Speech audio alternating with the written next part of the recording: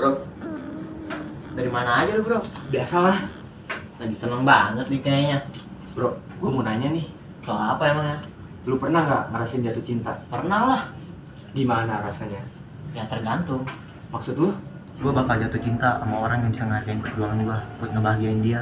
Gitu ya bro? Oh, gue tahu nih. Pasti kawan gue yang satu ini lagi jatuh cinta ya. Ngaku lu. Ya gitulah. Siapa ceweknya? Kenalin dong. Nggak perlu gua kenalin. Pasti lu juga tahu. Siapa?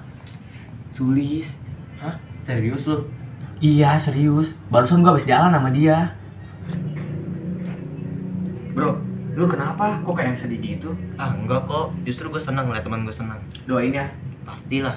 Bro, lu gimana? Katanya punya inceran. Gak gimana-gimana kok. Biasa aja.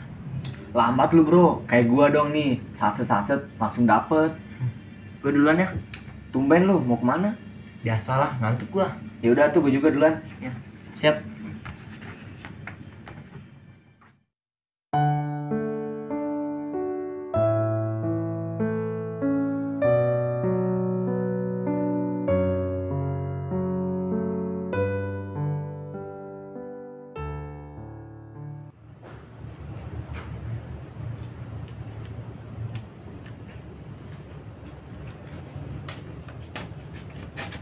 Tumben ngajak ketemu. Cie, kangen ya? Ada sesuatu yang mau gue omongin sama lu nih. Soal apa? Maksud lu apa? Ngajak jalan teman gua. Kok nggak ada maksud apa-apa kok? Lu tahu kan kita lagi deket. Iya, tahu. Kalau lu tahu kenapa lu jalan sama Ucup? Lu suka ya sama dia? Maksud lu apaan sih? Lu cemburu? Ya iyalah, Apa hak lu buat cemburu? Kan kita nggak ada ikatan. nggak ada ikatan ya. Terus arti perhatian lu selama ini apa? Gue bisa jelasin, Gus.